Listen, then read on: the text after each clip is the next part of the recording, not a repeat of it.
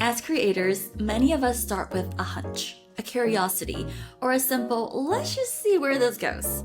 It's easy to overlook how powerful those small and low stakes experiments can be because they're not always flashy or immediately successful, but they often lead to something so much more valuable, and that includes feedback, momentum, and a deeper understanding of what our people truly care about. Our guest today, Dexter Zhuang, embodies this experimental mindset. He's the founder of the Portfolio Path newsletter and is a fractional product leader who has spent the past 12 years leading teams across the US, Southeast Asia, and Latin America at companies like Dropbox and Zendesk. In 2023, Dexter launched Money Abroad, a newsletter exploring personal finance for expats. And then over time, this evolved into the Portfolio Path, which is an education platform that helps high performers grow their portfolio careers.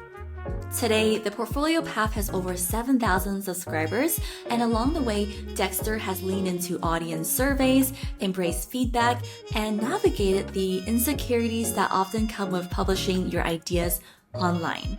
So in this episode, we will unpack that journey from testing an idea to building something that resonates deeply with a growing community. Every Edit's History interview runs about 60 minutes, but only 2/3 make it into the final cut. The rest, the 33% that I left behind, lives in my newsletter, Annotations. This newsletter is where I share the edits that got cut and also the strategies, the insights, and step-by-step tactics that emerged after the mic is turned off. Think of it as your companion guide to the episode. Richer, deeper, and more actionable. You can subscribe at CherylLao.com/email. Again, the link is CherylLao.com/email. Dexter, one thing that I was really intrigued by was actually in your newsletter quite recently. It was titled How to Run a Portfolio Career Experiment Like a PM. You said something really interesting. You said, in 2023, I launched Money Abroad, a newsletter on expat money, as a small experiment. So this idea of a small experiment really piqued my curiosity here. What were you exactly trying to get out of this experiment? Good question. Yeah, when I first started Money Abroad, maybe just to paint a little bit of context for your listeners, I had just left my full-time role in Singapore, and it was like around the time that my wife and I were about to like sign our marriage certificate in Singapore as well, and that we were, had lived in Singapore for the past 3 years, had a bunch of expat friends, and one of the common kind of problems we would talk about at like dinner parties, at a friend's house was, oh man, this like managing money as an expat thing really sucks. Like, I got, all these currencies, all these different accounts. Some banks are closing my accounts. How do I decide, like, how do we invest? What about all these tax implications? And so the idea or the kernel of an idea of Money Abroad originated from like all those different conversations that we had, and I didn't have like a good answer to any of those questions. So for me, it was also a hypothesis of, oh, this seems like a really interesting topic. Like if I keep like chasing that topic, maybe that'll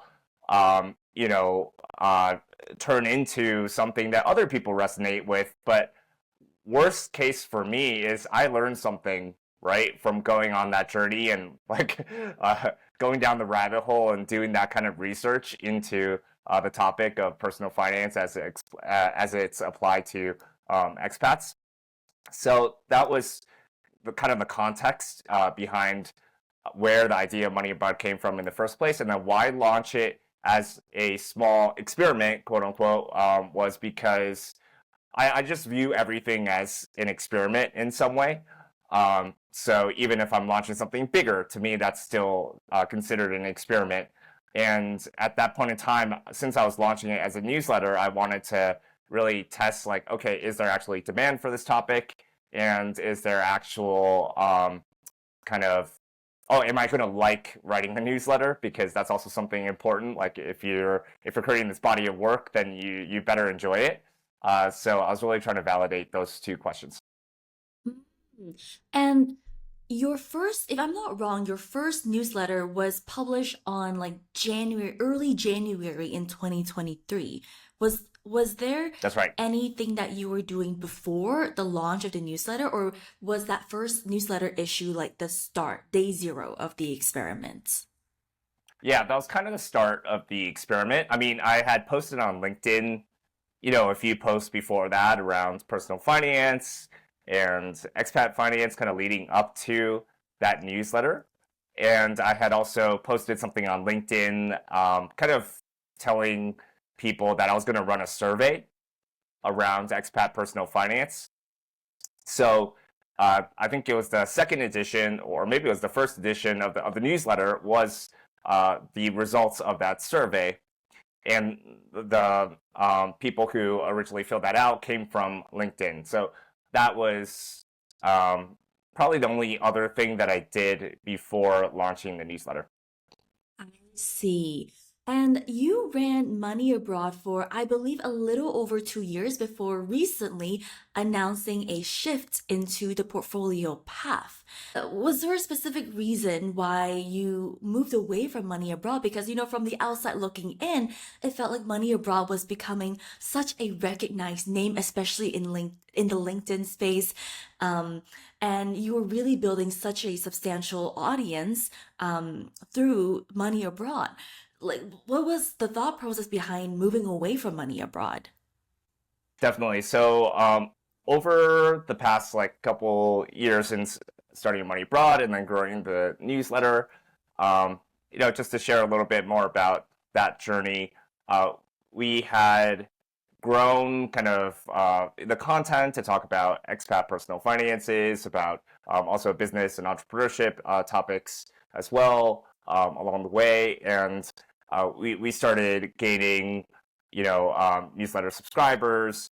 And by the end of the year, we launched our first cohort-based course, which was initially just around side hustles and then helping people build and launch their remote side hustle.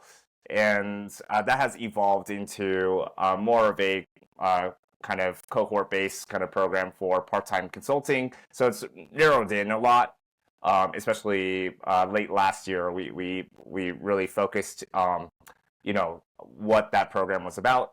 And then looking at the newsletter, a lot of the content was starting to go in that direction about portfolio careers, around, okay, how do you live on your own terms, not only through money, but also through your career decisions.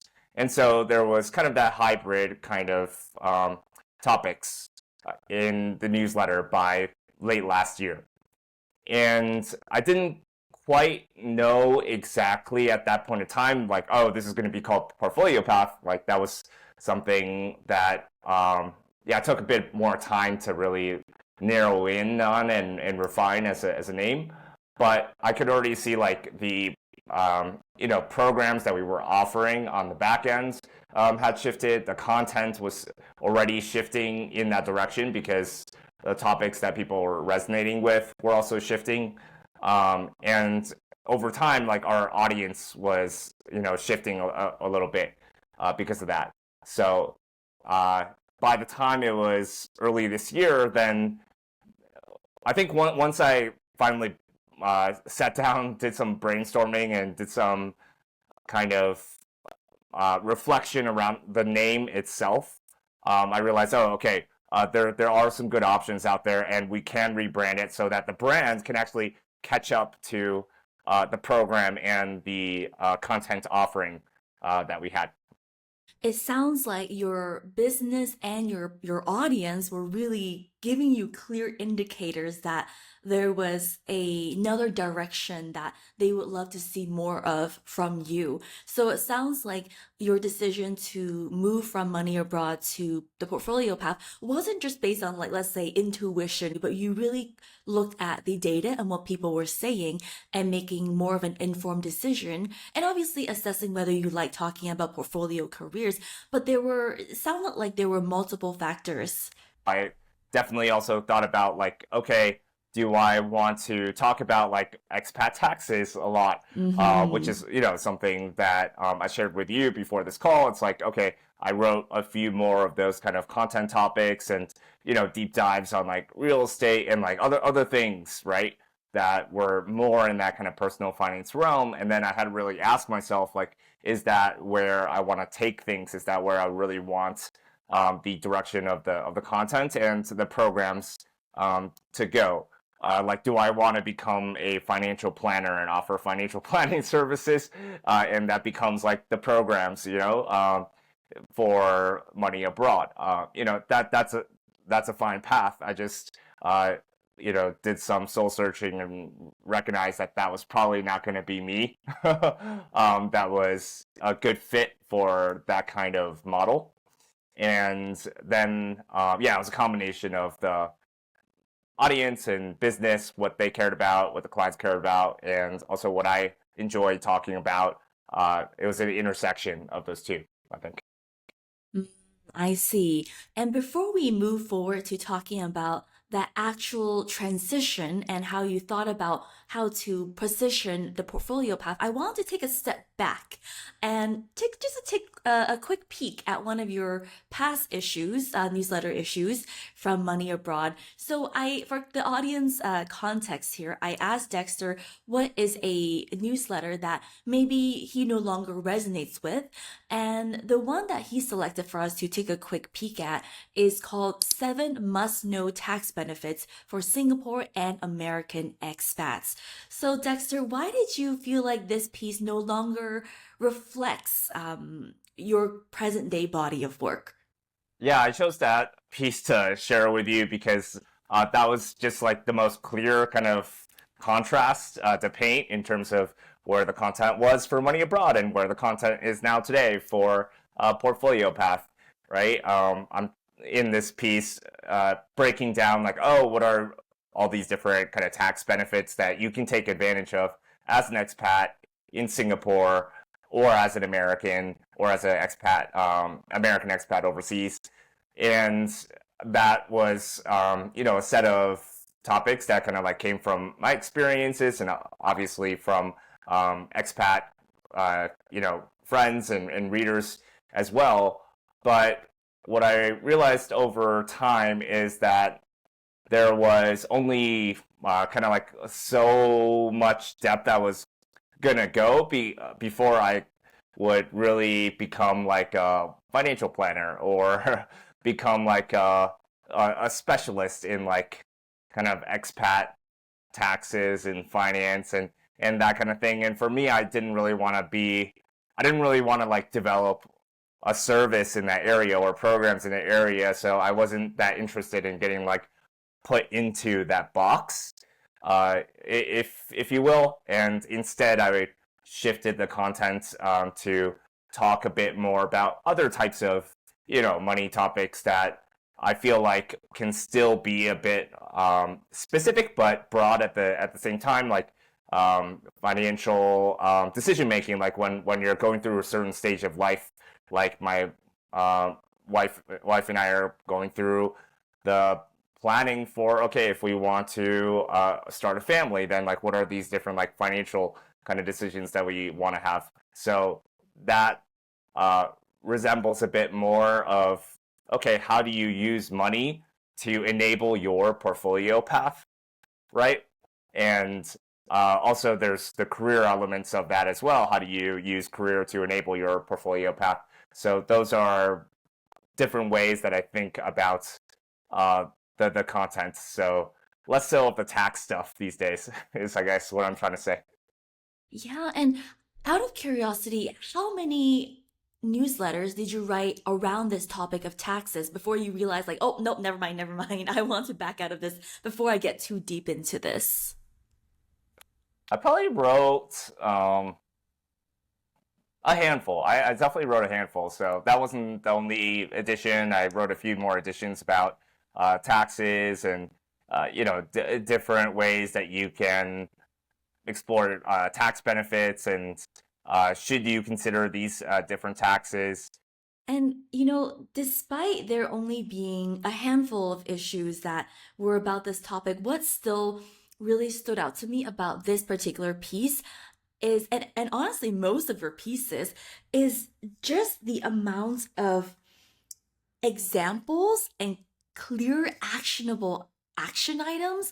Like one thing that really stands out to me about your writing in general is just how clear, specific, I would even say no fluff, no BS, right? Like it's so easy to read, and I think for the reader who do have that level of self-motivation, they can actually go take what they've learned from your newsletter and go run wild with it. One Appreciate that. particular, yeah, there was also one particular article. I think it was your third or fourth one in 2023. It was the four expensive mistakes made by expats.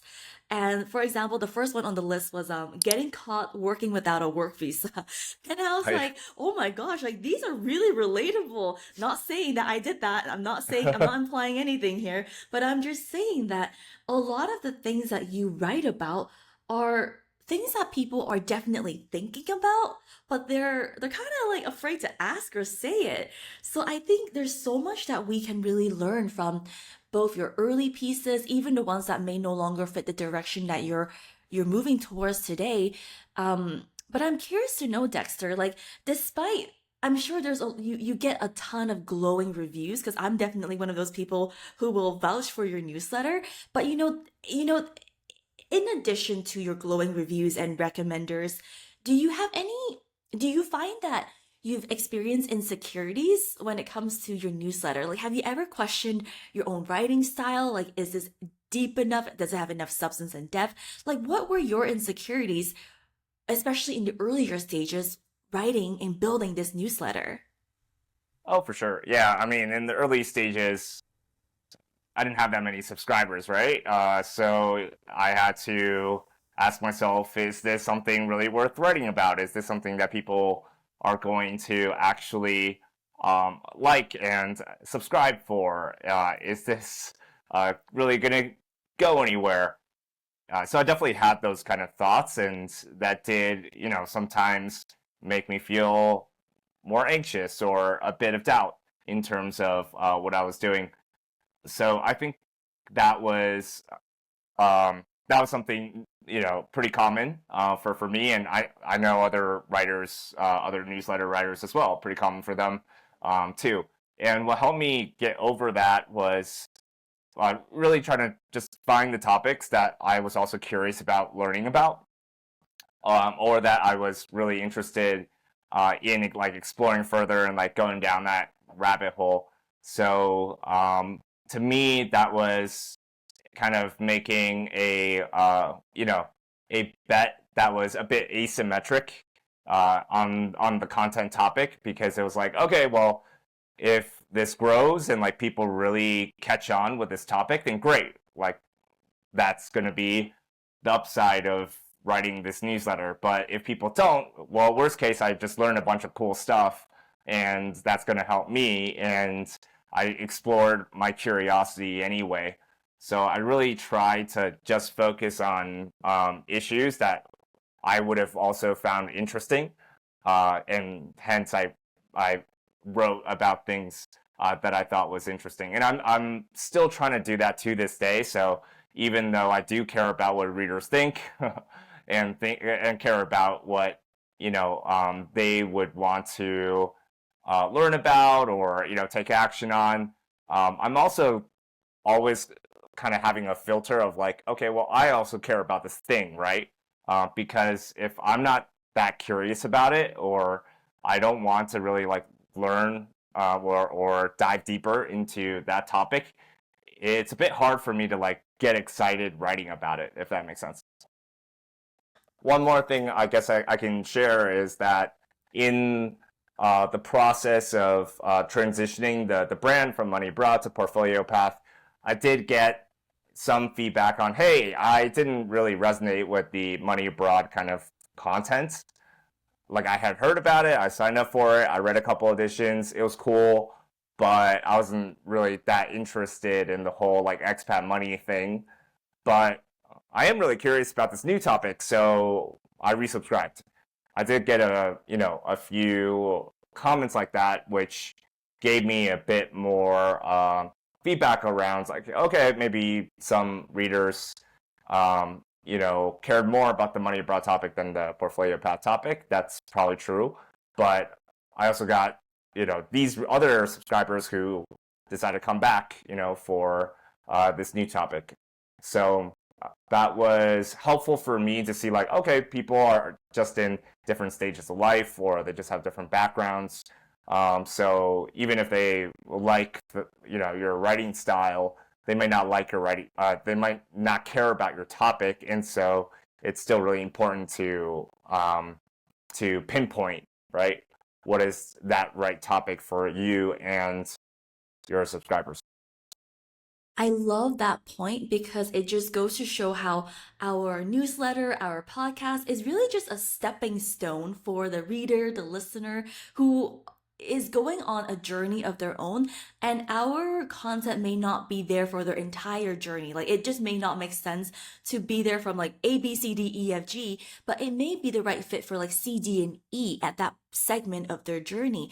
And I love that people came back because they know the quality of your work from previously. And even though it wasn't the right fit for their journey right now, they still came back because they know your stuff is good. Amazing. I would like to believe that. Yeah. And I think that's a great point. Like as, newsletter writers or as, for you podcasts, being a podcast host, we can only,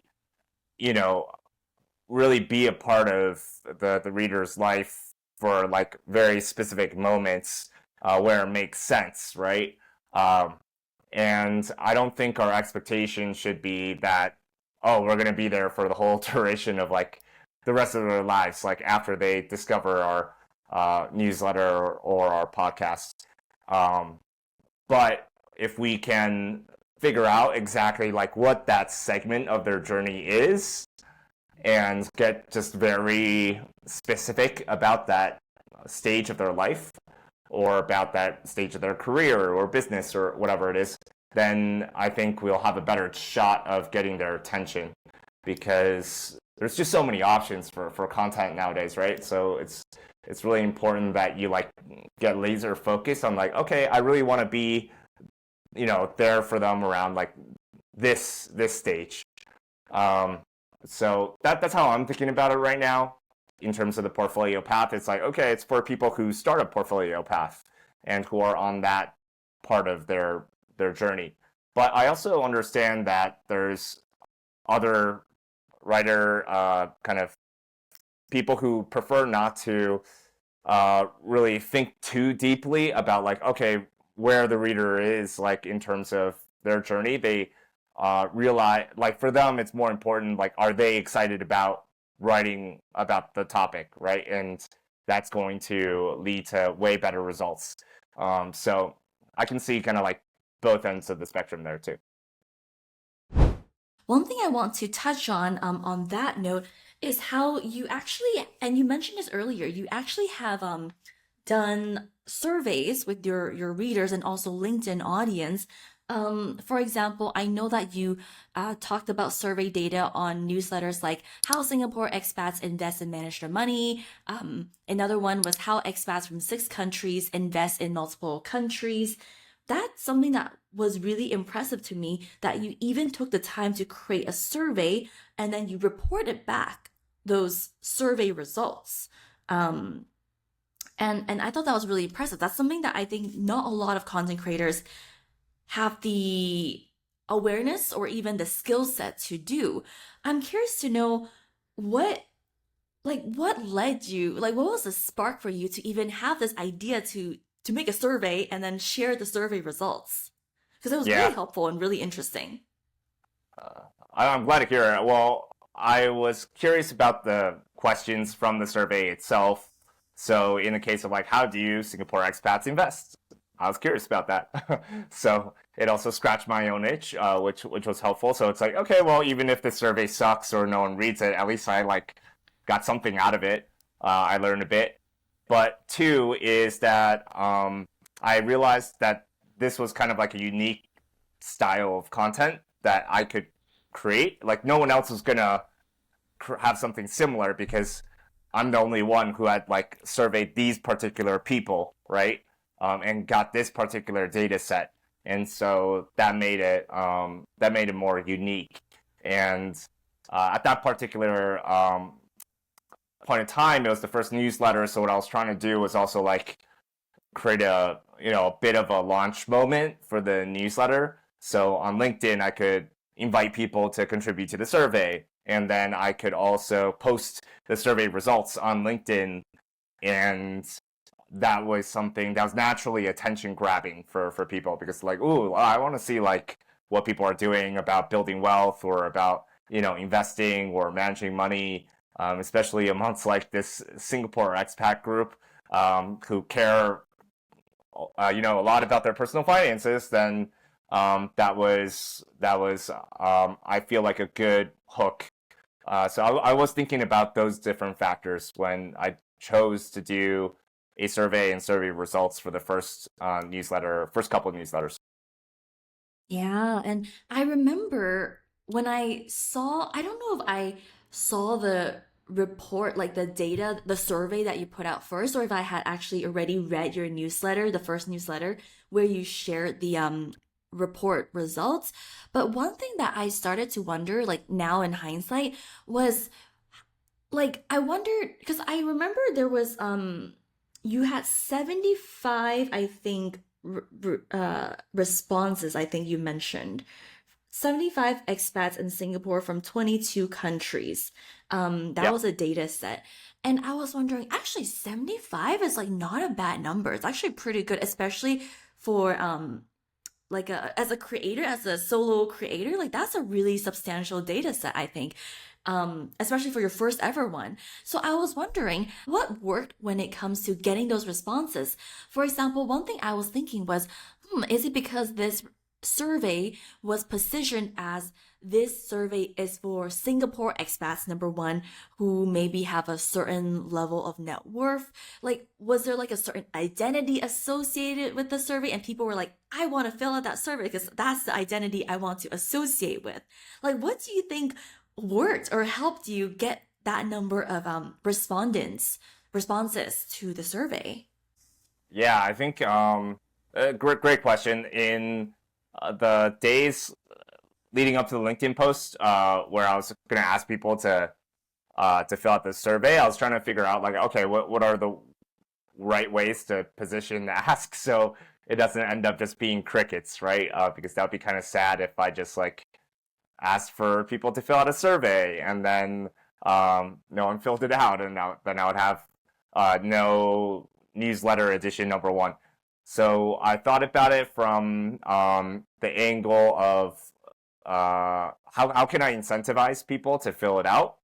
So one thing that you mentioned was the identity piece. So I do feel like if you're an expat in Singapore and you see expats in Singapore, that's kind of attention grabbing. So at least like I knew that that was going to get people's attention if I had talked about that directly.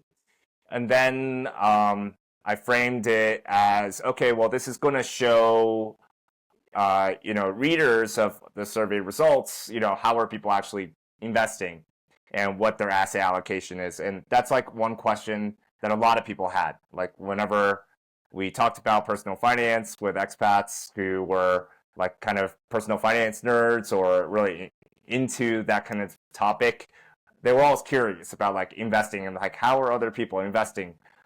So I knew that that was something that people cared about as a topic.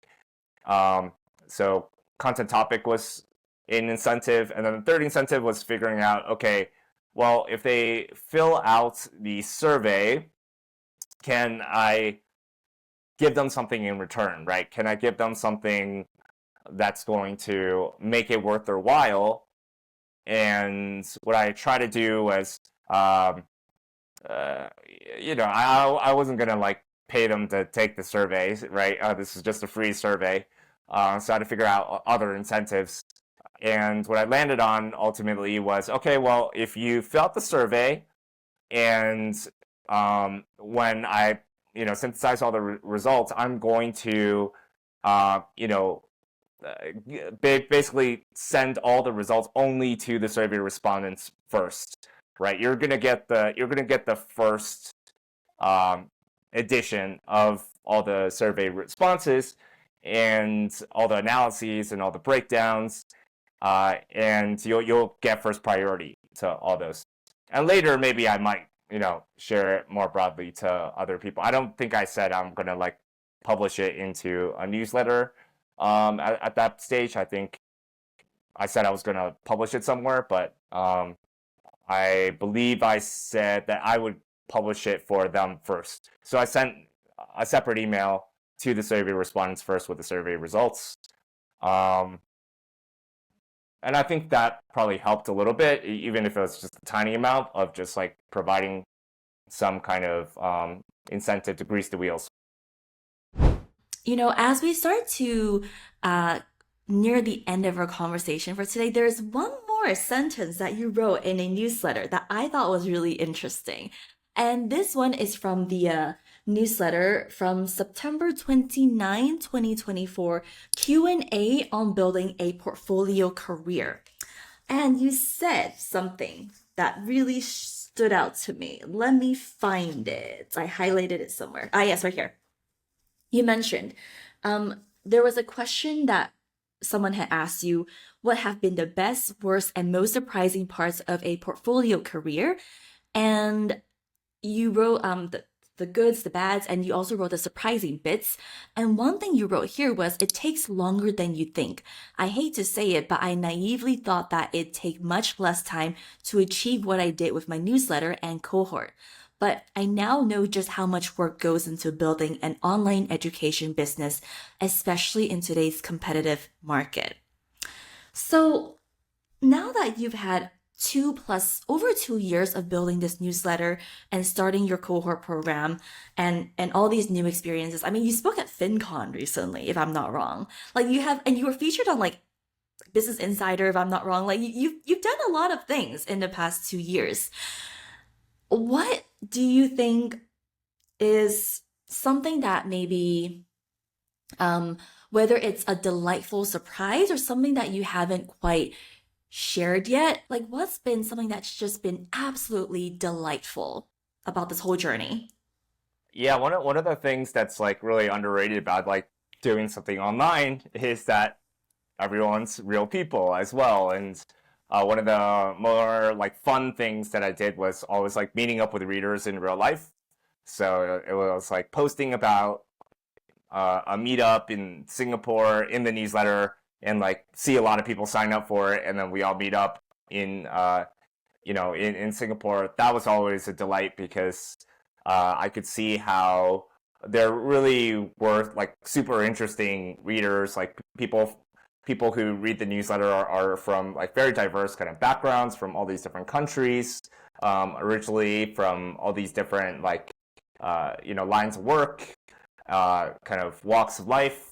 And I found that really cool. Like I've always really valued diversity and diverse thought, diverse like backgrounds, and it was also really cool to see, in the meetups, like there was still a lot of common values. So even though everyone was so diverse, they shared common values.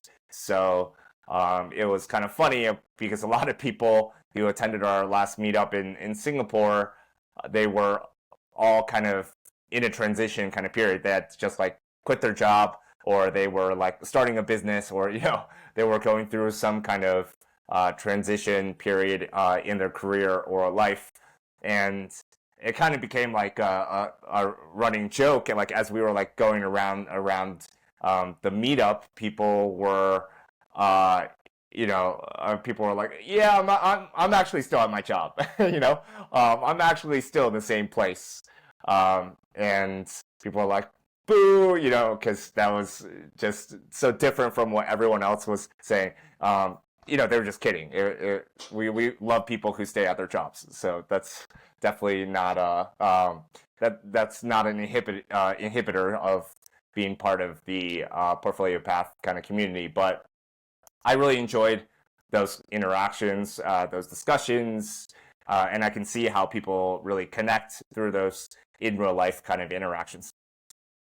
Amazing. I'm excited for your next one in Singapore. I hope I can go whenever you and your wife are back in Singapore. I hope you will host another one and that I will be there. I'm so excited for that. Okay, I have one more question for you. The last question. So, looking back at the 2+ years, when you started Money Abroad as an experiment, now Portfolio Path and all the amazingness in between, how would you describe this experiment so far? How did it go? It's been really rewarding, yeah, for sure. I mean, I couldn't have expected anything to happen that did happen. I didn't really have any expectations, when I was starting the newsletter. So I'm just really grateful that I've gotten to experience it and to see, the way that the newsletter has evolved and, the business that it's become, like a real business that actually serves clients, provides them a ton of value. I'm really happy about that. And hopefully, in the future, it'll even grow more of that community and provide more of that kind of environment for people to connect and also share resources and share insights with each other. So yeah, it's a lot of fun, and it started as a small experiment. I still see it as kind of a small experiment because every step is really an experiment to me, but it's been a rewarding one for sure. Incredible. Dexter, where can people find you and or how can they work with you?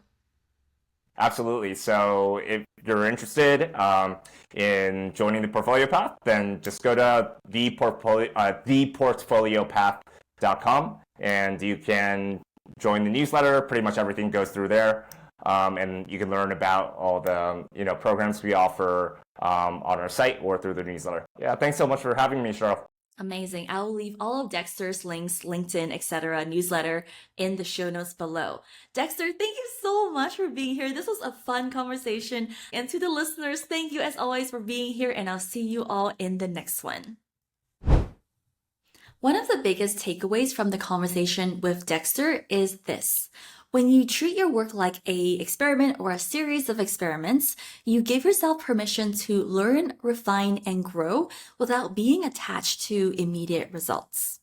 So, inspired by this conversation, I wanted to share one experiment that I'm currently running in my own business as a way to become a better podcaster and to build a deeper resonance with my audience. So the experiment I want to look deeper at is uncovering what truly resonates with our listeners and then using that insight to deepen engagement. So my hypothesis is this. If I regularly track listener behavior and directly ask my audience for qualitative feedback, I'll then uncover clearer insights about what keeps them engaged and then use that to improve the structure and the delivery of my episodes. And the success metric I will use is this. By the end of Q3 2025, I will achieve and maintain an average listener retention of 75% or higher across episodes, ideally 80% or more, and sustain that into Q4. And right now, as of recording this episode, it is April 2025. And when I looked at the retention analytics about 1 or 2 weeks ago on Spotify for episodes 195 up to 202, I can see that the retention has ranged from 60 to 90%. And this is a good start, but I'm still eager to see how I can get that number up higher for future episodes. So Some of the action steps that I'll be taking moving forward will include, number 1, on the first of every month, I will track listener retention and drop-off points across platforms like YouTube and Spotify. Number 2, I will conduct quarterly listener surveys and or host one-to-one Zoom calls with listeners to gather qualitative feedback. And I want to ask questions like, what made you keep listening? Or where did you tend to drop off and why? Or what's a moment from a recent episode that stuck with you? And number 3, I'll then implement one improvement per month based on that feedback. And one thing I want to say about this particular experiment is that while the objective isn't necessarily to increase success in a traditional sense, like increasing the number of downloads or increasing business revenue per se, what this experiment does seek to do is to generate clarity, momentum, and self-trust. I want my podcast to feel exceptional to my listeners, to my clients, and to myself. And I know that happens through small, consistent refinement, not a sudden spike in downloads. Which brings me to this. While my podcast may not have the biggest download numbers or audience size, it has brought in extremely aligned and great fit clients, people who see my show as a reflection of the kind of work that they want to do as well. So that's why my podcast goals for 2025 are focused on becoming known as an exceptional podcaster, become known for the value that my podcast creates, and become known for my signature voice as a podcaster. And honestly, these goals are a little harder to quantify than things like audience size or download numbers, but they do guide me toward what actually matters to me: resonance, clarity, and self-trust. And what I'm doing right now is working to build the specific systems and experiments to track my progress without spinning out over the surface level download numbers and metrics. Because the truth is, downloads and even views on YouTube aren't really the best indicators of the podcast's impact. They tell you how many people clicked, but not really how many people cared, not how many people stayed, and not how many people felt connected, inspired, or moved to take action. So in 2025, I'm choosing to focus on the depth of my work and the quality of my listener relationships. And I really believe that what's ultimately going to grow my podcast reach is exactly this, because people share and remember what resonates with them, right? And that begins right now with the experiments that I'm running, the goals I choose to set for my podcast, and where I choose to place my attention and focus in. So if you're listening to this and you've been sitting on an idea, maybe it's a new direction, a format, or a different way of showing up, consider this your gentle nudge to treat it like an experiment. It's likely that you don't need a massive strategy overhaul at this moment, but instead you might just need a starting point, a system to learn from, and the self-trust to follow through. The data will teach you and the process will shape you. Sounds good? Awesome. Let's get to work. If you enjoyed what you heard today, well, there's more where that came from. For each episode of Edit History, I send the bonus strategies, insights, and frameworks straight into your inbox via the Annotations newsletter. This is the companion guide to each episode, and it is designed to deepen your thinking and help you take action. Join the newsletter at CherylLao.com/email. Again, that is CherylLao.com/email.